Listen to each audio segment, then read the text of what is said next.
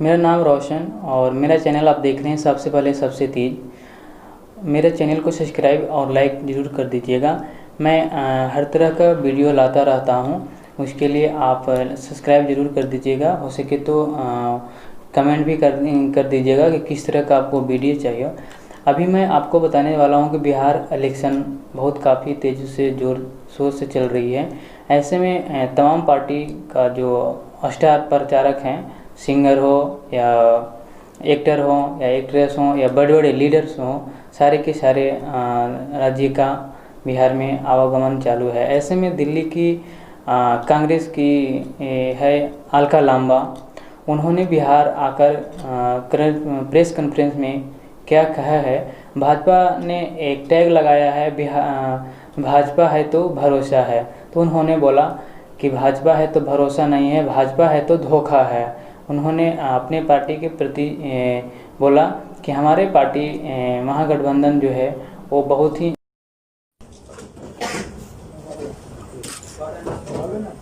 चलिए। आप सभी को मेरा नमस्कार और मैं अपने सभी पत्रकार साथियों का धन्यवाद करती हूं कि कांग्रेस की इस प्रेस वार्ता में आप सभी अपना कीमती समय निकाल कर आए हैं। मेरा मकसद आज मात्र एक ही है, आधी शक्ति, आधी आबादी जो महिलाओं की है बिहार में, और मैं गर्व से इस बात को कहती हूँ और आधी आबादी बिहार को बधाई भी देना चाहती हूँ, क्योंकि पूरे देश में बिहार मात्र एक राज्य है जहां पर पुरुषों से अधिक महिलाएं मतदान करती हैं।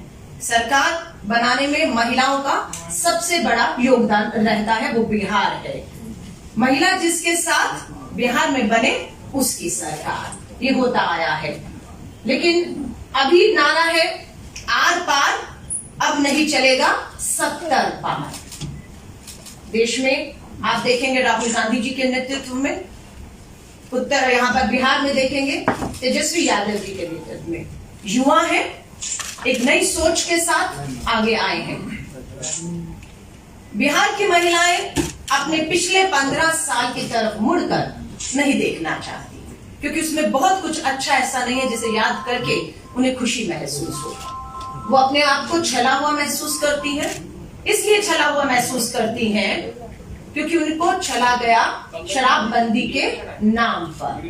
ये आप भी हकीकत जानते हैं, हम भी जानते हैं। आपके मीडिया चैनल जो है भीड़ में लोगों के बीच में जब जाते हैं तो आपको पता लगता है कि बहुत से आदमी अभी भी पिए हुए हैं, जबकि बिहार में तो पूरी शराबबंदी है। फिर वे शराब कहां से आ रही है? और यहाँ तक कहा गया, बहुत से कैमरों ने अपने वीडियो में दिखाया कि लोग वहां के बताते कि ये शराब तो आपको घर घर में मिल जाएगी। यानी कि सरकार ने दरवाजे बंद किए, लेकिन पीछे से निजी दरवाजे शराब की काला बाजारी करते हुए खोल दिए गए। ये साबित करता है बिहार में। इसलिए मैं कहती हूँ शराबबंदी के नाम पर महिलाओं को जो है वो पूरी तरह से छला गया है। कौन सुनेगा बिहार में, कौन सुनेगा बिहार में बेटियों की पुकार, जहां सरकार में ही बैठे हो गुनाहगार। मैं याद बताना चाहती हूँ शिवांगी स्वरूप। कौन है शिवांगी स्वरूप? बता सकते हैं आप में से कोई? मुजफ्फरपुर की बेटी है, मुजफ्फरपुर की बेटी है, शिवांगी स्वरूप नाम है।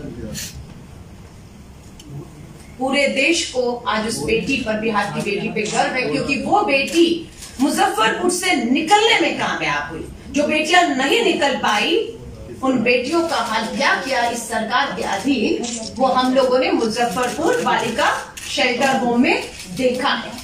लेकिन शिवांगी स्वरूप ने, मैं बिहार की इस बेटी का जिक्र इसलिए करना चाहती हूँ क्योंकि वो बेड़ियां तोड़कर निकल पाई और वो भारतीय नौसेना की पहली महिला पायलट बनी है।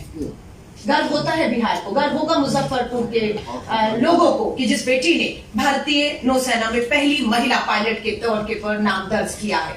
लेकिन वो बेटियां जिनका कोई नहीं था, सरकार कोई अपना माई बाप समझ के वो नाइट शेल्टर होम में थी, और वहीं पर भाजपा की और जेडीयू की संयुक्त उम्मीदवार जो बेल पे बाहर है, जिन पर बालिका गृह पर जो है बालिकाओं के यौन शोषण के गंभीर आरोप लगे, जिन्हें मंत्री पद छोड़ना पड़ा, जो फरार रही सुप्रीम कोर्ट के हस्तक्षेप के बाद जो है पुलिस दबाव में आने के बाद उनकी गिरफ्तारी होती है।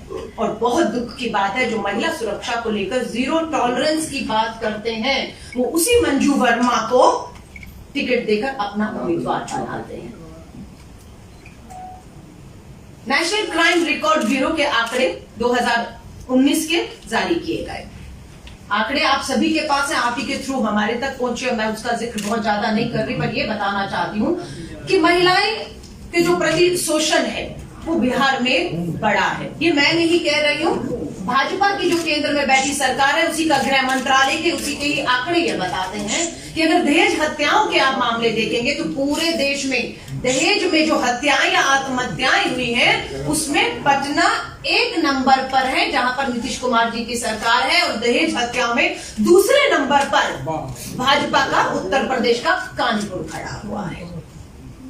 रोज आप अखबार उठाइए, ये मैं नहीं कह रही हूं। जून में बिहार पुलिस ने अपनी रिपोर्ट जारी की है, इसी जून के अंदर 2020 में उन्होंने खुद इस बात को कबूला है बिहार की पुलिस ने कि बिहार के अंदर हर महीने 100 बेटियों के बलात्कार होते हैं।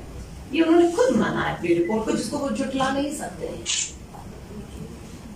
आप अगर नेशनल क्राइम रिकॉर्ड ब्यूरो के आंकड़े देखें तो ओवरऑल वो अपने आप को बेशक बताते हो कि हमने अच्छा किया है, लेकिन महिलाओं की अगर मैं स्थिति की बात करूं तो कुल मामलों में जो है वो बढ़ोतरी हुई है।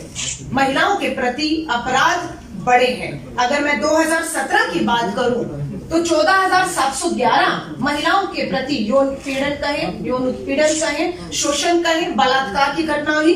2018 में 16,920 और 2019 आते आते 18,586 के करीब मामले हो गए हैं, और अभी 20 के हालात उससे भी बदतर हैं। तो यहाँ पर स्वाभाविक है महिलाएं अपना सशक्तिकरण चाहती हैं, सुरक्षा चाहती हैं, और हम लोगों ने अपने घोषणा पत्र में इसका जिक्र किया है। अभी उत्तर प्रदेश के मुख्यमंत्री भी यहाँ पर होकर आए। भाजपा और जेडीयू भूलना नहीं चाहिए, साथ में लड़ रहे हैं। किसको बुलाया आपने प्रचार के लिए? उत्तर प्रदेश के मुख्यमंत्री को आपने बुलाया। उम्मीद करते थे कि उत्तर प्रदेश के मुख्यमंत्री अपने जो हालात हैं उसका जिक्र करेंगे, लेकिन वो 370 कश्मीर, हिंदू, मुस्लिम, पाकिस्तान, हिंदुस्तान करके चलते बने। नहीं बताया उन्होंने कि आप ही जिनके साथ गठबंधन है उसी भाजपा की सरकार ने हाथरस में एक दलित बेटी के साथ कितना अत्याचार किया। क्या मजबूरी थी उसकी जो आपने शव को 2:30 बजे रात के अंधेरे में परिवार की बिना सहमति के आपने उसका दाह संस्कार कर दिया। इनके सांसद, चाहे वो उन्नाव का मामला हो, कुलदीप सिंह सेंगर भाजपा के विधायक, बचाती रही पूरी सरकार बचाती रही, और उसमें क्या हुआ? अंत में झुकना पड़ा सरकार को, और कुलदीप सिंह सेंगर को उन्नाव में उम्र कैद की सजा हुई है वहां पर। और वहीं पर आप देखेंगे कि उनका सांसद जो है साक्षी महाराज, एक बलात्कारी को जेल में मिलने जाते हैं, कहते हैं उनका धन्यवाद करने गए थे। अलीगढ़ की जेल में इन्हीं के सांसद जो हाथरस से हैं वो मिलने जाते, कहते हैं चाय पीने गए थे। उनके समर्थन में चाहे कठुआ नहीं भूलना चाहिए, उन्नाव नहीं भूलना चाहिए, हम लोगों को हाथरस नहीं भूलना चाहिए। भाजपा ने हमेशा बलात्कारियों के साथ खड़े होकर उनका समर्थन, उन्हें बचाने के प्रयास किए, इसीलिए हालात आज यहाँ तक पहुंचे। तो मैं सोचती हूँ जिनके साथ नीतीश कुमार जी जेडीयू के यहाँ पर मुख्यमंत्री के चेहरे 15 साल से थे, पूर्णराज्य का दर्जा कहते थे, पूछिए उनसे। कार्यकाल आपके 15 साल पूरे हो गए, केंद्र में मोदी सरकार के 6 साल पूरे हो गए, कहाँ गया आपका? पोक्सो का कानून, protection of children from sexual offence, बच्चियों के बलात्कारों में उन्हें तुरंत फास्ट ट्रैक कोर्ट में उनके केसों की सुनवाई का वायदा था। मैं आपसे पूछना चाहती हूँ, क्या बिहार में नाबालिग बेटियों के साथ पोक्सो कानून के तहत कार्रवाइयां हो रही हैं फास्ट ट्रैक कोर्ट में? मेरे पास जो जानकारी है उसके मुताबिक 32,285 मामले महिलाओं के यौन शोषण, उत्पीड़न, बलात्कार के दर्ज हुए, और उसमें मामलों में सुनवाई कितनों में हुई है? मात्र 27 मामले अंजाम तक पहुंच पाए, सुनवाई हुई, सजाएं हुई। 33,285 अपराधियों के साथ ये सरकार खड़ी है, इसलिए अभी तक जिन्हें सजाएं हो जानी चाहिए थी वो नहीं हुई, क्योंकि कहीं ना कहीं उन्हें बचाने का प्रयास किया जा रहा है। हम लोग इस बात का कड़ा विरोध करते हैं। मैं इसके बाद मुजफ्फरपुर जाऊंगी, प्रेस वार्ता वहां से भी करूंगी, पूरी अपील करूंगी कि पार्टी ने टिकट जरूर दिया है मंजू वर्मा को, लेकिन अब फैसला बिहार की जनता को करना है। अगर आप ऐसे लोगों को वोट देते हैं एक बार फिर से विधानसभा में पहुंचाते हैं और मंत्री बनाते हैं तो मैं माफी चाहूंगी। उसकी दोषी मात्र राजनीतिक दल भाजपा जेडीयू ही नहीं, फिर हम भी उस अपराध में शामिल हो जाएंगे अगर हम अपना वोट देके ऐसे लोगों को अगर एक बार फिर पहुंचा देते हैं। इसी से उनके हौसले और हिम्मत बढ़ेगी। तो आज ये अपील को लेकर मैं जनता के बीच आ रही हूं। महिलाओं से लगातार सोशल मीडिया ने हमारा जो आपस का दूरी है उसे खत्म कर दिया है। दिल्ली में बैठ के भी हम लोगों ने देखा, महिलाओं ने ट्रेंड चलाया, का किए हो। नीतीश कुमार जी से पूछे, जेडीयू बीजेपी की गठबंधन सरकार से पूछे, महिलाओं के लिए का किए हो। ट्रेंड हुआ पूरे देश में, और जब ट्रेंड होना शुरू हुआ तो आप लोगों ने बिहार के इस पिछले 5 और 15 सालों में महिलाओं के उत्पीड़न, यौन शोषण, दहेज हत्याओं के बारे में जो छापा, उस ट्रेंड में हम लोगों ने दोबारा से उसको सामने लाकर रखा कि हमें भूलना नहीं चाहिए कि ये 5 साल पहले की, ये 15 साल पहले की। 15 साल कम नहीं होते। आज नीतीश कुमार जी को काले झंडे दिखाए जा रहे हैं। खुद अपने भाषण में उन्हें कहना पड़ा कि आपको नहीं वोट देना तो मत दीजिए। आप समझ रहे हैं, नीतीश कुमार जी को कहना पड़ा। पहली बार कोई मुख्यमंत्री इतना हताश और निराश दिख रहा है कि वो कह रहा है आपको मुझे वोट नहीं देना हो तो मत दीजिए।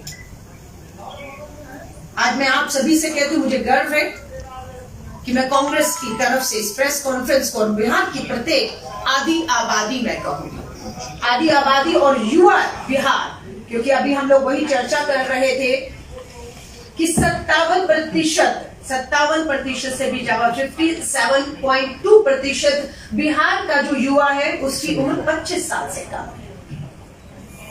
यानी कि बिहार का 57% आबादी 25 साल और उससे कम के युवाओं की, ये युवा आज है जिससे मैं अपील कर रही हूँ। आपके वोट की बहुत कीमत है। पहले चरण का चुनाव बिल्कुल खत्म होने पर आ गया है, फैसले की आप कगार पे खड़े हैं। उसके बाद जो है 3 और 7 तारीख को मतदान होगा। मैं अपील करना चाहती हूँ युवाओं से और महिलाओं से, खास तौर से, क्योंकि मैंने पहले भी जैसे दोहराया है, जहां जाएगी महिला उसकी बनेगी सरकार। और महिलाओं को मैं यकीन दिलाती हूँ, हमारे कांग्रेस के घोषणा पत्र को पहले भी आप लोगों के सामने पेश किया जा चुका है। इसके जो बिंदु हैं मैं इसका जिक्र दोबारा कर देना चाहती हूँ। कुछ खास पॉइंट है कि महिलाओं के नाम पर जमीन या मकान रजिस्ट्री में 2% की अतिरिक्त छूट देने की बात की है। हमने इसका लाभ होते हुए देखा। जब हम इस तरह से जमीन और मकान की रजिस्ट्री का 2% में जब आप जोड़ते हैं तो लाखों रुपया बन जाता है। तो उसकी रजिस्ट्री की हम लोगों ने बात की। हमने उच्च शिक्षण संस्थानों में मेडिकल इंजीनियरिंग, वाणिज्य विज्ञान में 35% हमारी बेटियों के लिए, महिलाओं के लिए, छात्राओं के लिए रिजर्व करने की सीट की बात कही है। हम लोगों ने महिला उत्पीड़न रोकने के लिए 1 स्टॉप सेंटर, कॉल सेंटर का निर्माण करने की बात की है, ताकि महिलाओं को न्याय समय से मिल सके और जल्द मिल सके। इसके लिए 1 स्टॉप सेंटर की हम लोगों ने बात की है। हम लोगों ने शिक्षा क्षेत्र में हमारी प्राथमिकता बच्चियां और महिलाएं भी हैं, इनको ध्यान में रखते हुए हमारी सरकार केजी से पीजी तक की मुफ्त शिक्षा की व्यवस्था करेगी। शिक्षा मुफ्त होनी चाहिए, क्योंकि हम लोगों ने आपके टीवी चैनल में बहुत लोगों को कहते हुए सुना, वो शिक्षा इसलिए नहीं ग्रहण कर पाए क्योंकि शिक्षा महंगी है। और जिन सरकारी स्कूलों में उन्हें भेजा जाता है, उन सरकारी स्कूलों में किसी तरह की भी सुविधाएं नहीं है कि बच्चा वहां पर अच्छी शिक्षा वो प्राप्त कर सके। महिला सशक्तिकरण बाल कल्याण मंत्रालय, ये एक विभाग है, समाज कल्याण विभाग के अधीन एक विभाग है। हमारी ये कोशिश रहेगी कि सत्ता में आते ही हम महिला बाल विकास को एक इंडिपेंडेंट मंत्रालय बनाकर इसको हम पूरी ताकत दें, इसका फंड नियुक्त किया जाए और उसके तहत काम हो। क्योंकि समाज कल्याण मंत्री, हम लोगों को गर्व नहीं होता उनका नाम लेते हुए। मुजफ्फरपुर में उनका हमने कारनामे देखे, उसी के अधीन ना शेल्टर आता था, महिला बाल विकास विभाग भी उन्हीं के अधीन आता था। उन्होंने कभी झांक कर नहीं देखा, झांक कर देखती तो उन्हें पता लगता कि उन्हीं के पतिदेव अपने मित्र के साथ, जो भी उनके मित्र जेल में हैं, क्या कारनामे वहां पर कर रहे हैं। बच्चियां एड्स ग्रसित पाई गई, बच्चों के यौन शोषण हुए, बच्चियां गर्भवती हो गई। हिला दिया था इस घटना ने। जब दिल्ली में बैठे हम लोगों तक को पता लगा कि मुजफ्फरपुर में उसमें किसी और का हाथ नहीं, सत्ता में बैठी एक मंत्री, महिला मंत्री का हाथ है। इससे बड़ी दुर्भाग्यपूर्ण बात हम सबके लिए क्या हो सकती है। जब रक्षक ही भक्षक बन जाएगा तो कहाँ उम्मीद बाकी रह जाएगी किसी से। तो मैं आप सभी से कहूंगी, कांग्रेस का घोषणा पत्र आपके सामने, महिला सुरक्षा के लिए विशेष बस, पिंक बस। अगर आप दिल्ली मेट्रो में कभी सफर करेंगे तो आपको एक पूरा पिंक डब्बा जो है मेट्रो का महिलाओं के लिए आरक्षित मिलता है, उनकी सुरक्षा को देखते हुए। इसी तरह हमारा यहाँ पर है महिला सुरक्षा के लिए विशेष पिंक बस परिचालन की व्यवस्था, सड़क एवं सड़क पर प्रकाश की व्यवस्था की हम पूरी उसकी गारंटी देते हैं कि महिलाओं को लेकर जिस तरह की भी सुरक्षा को मद्देनजर रखते हुए कार्रवाइयां करनी है। छात्रों के लिए सभी सरकारी एवं निजी स्कूलों में, कॉलेजों और विश्वविद्यालयों में सैनिटरी पैड मुफ्त प्रदान किए जाएंगे, क्योंकि हमें मालूम है अनहाइजीनिक की वजह से, साफ सफाई ना होने की वजह से, जागरूकता ना होने की वजह से हमारी बेटियां जो हैं आज भी वो पुराने तौर तरीकों से इस जो हमारे महामारी है उससे वो लड़ती हैं। और मुझे लगता है जागरूकता करेंगे हम, बच्चियों को अगर मुफ्त में सैनिटरी नैपकिन उपलब्ध कराएंगे तो बच्चियां हमारी जो बीमारी से ग्रसित होती हैं साफ सफाई ना होने की वजह से, उससे जो है वो बच पाएंगी।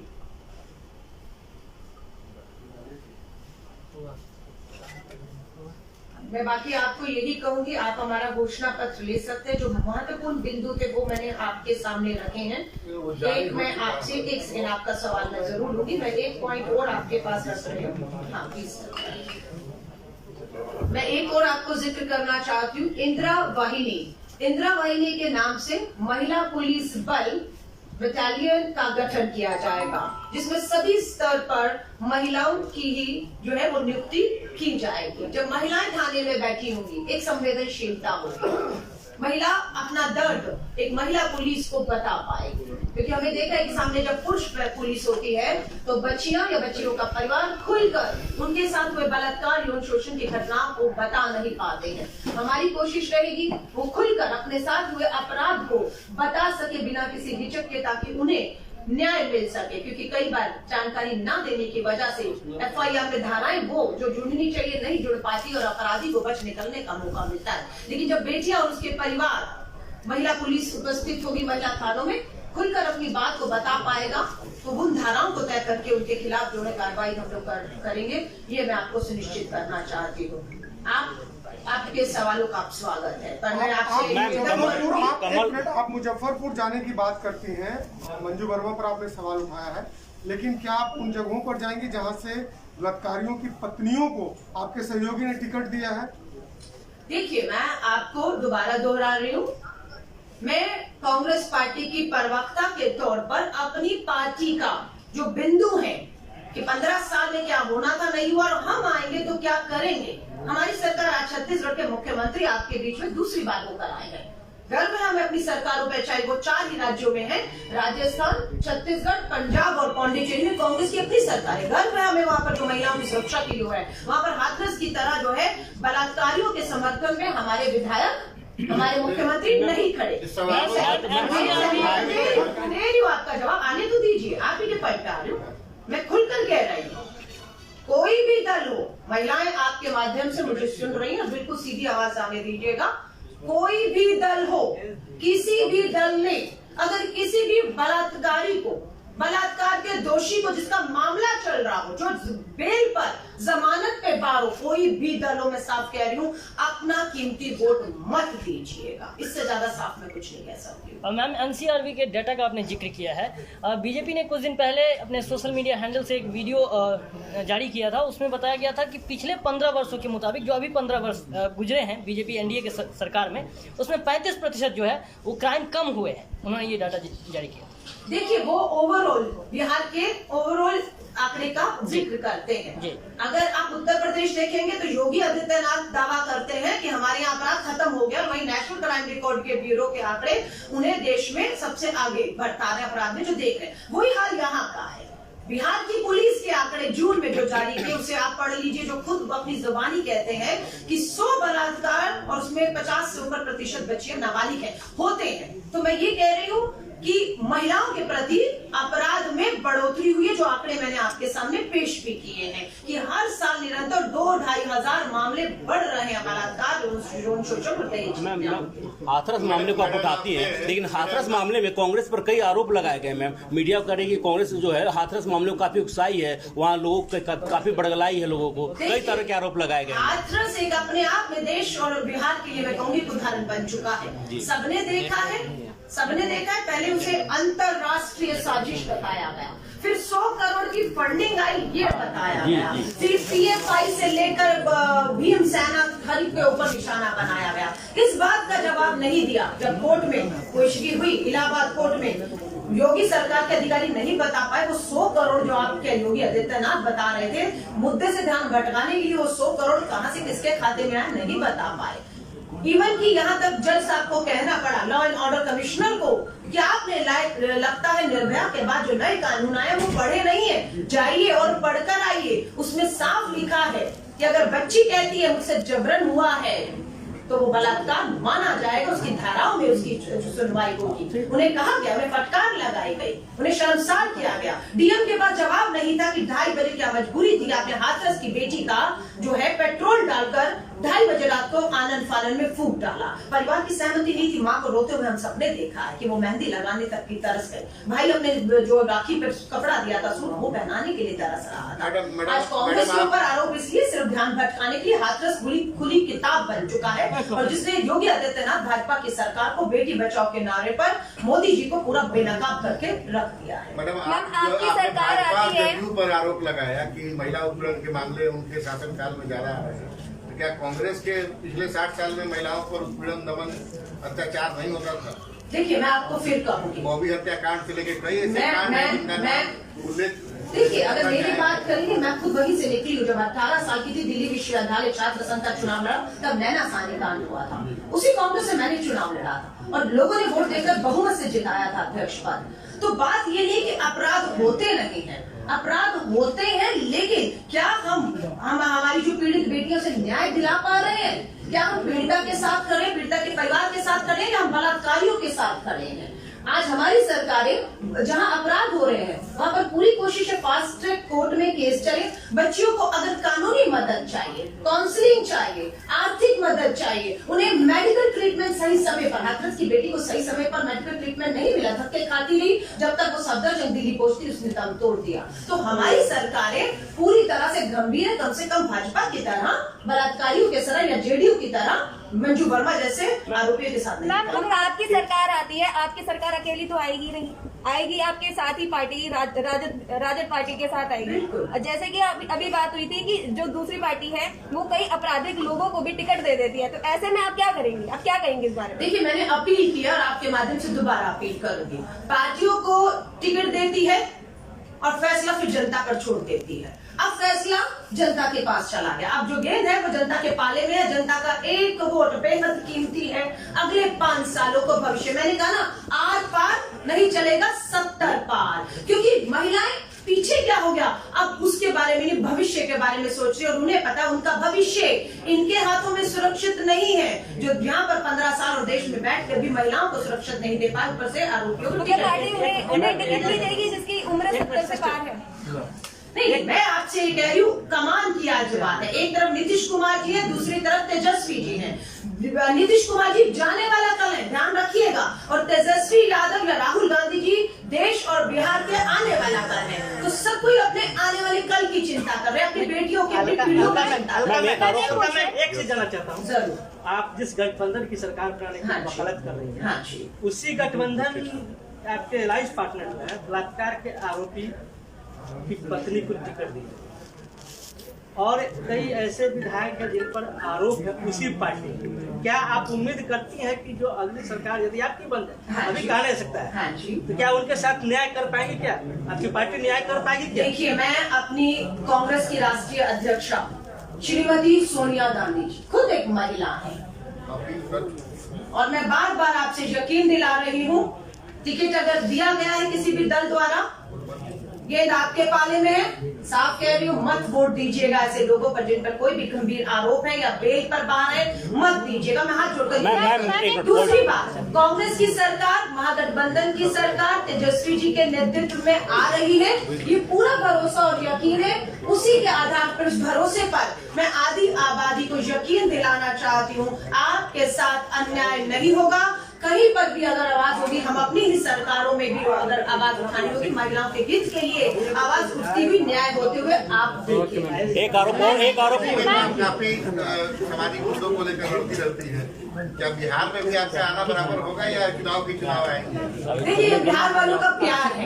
अभी उन्होंने मुझे बुलाया क्योंकि अभी फैसले की घड़ी है, अभी फैसले की घड़ी है, इसलिए उन्होंने बुलाया कि आप आइए। आपने हमेशा बिहार के मुद्दों को भी सोशल मीडिया में, मैं फेसबुक बोलती हूँ, जो हमारे मंच है जिसने हमें बहुत करीब ला दिया है एक दूसरे को। सो अगर बिल्कुल सरकार बनेगी तो जिम्मेदारी बढ़ जाएगी। बिल्कुल मैं आऊँ और देखूं कि मेरी सरकार जो बिहार के लोगों ने बनाई है, महागठबंधन की सरकार, वो उम्मीदों पे खड़ी उतर रही है या नहीं उतर रही। अगर कहीं भी 19-20 हुआ तो अलका लांबा, कांग्रेस की ये नेत्री, आपको जनता के बीच में उनके साथ। लांबा जी, इस तरह के महिला सशक्तिकरण पर आप क्या कहेंगी कि आरोपी की पत्नियों को टिकट दिया जाता है?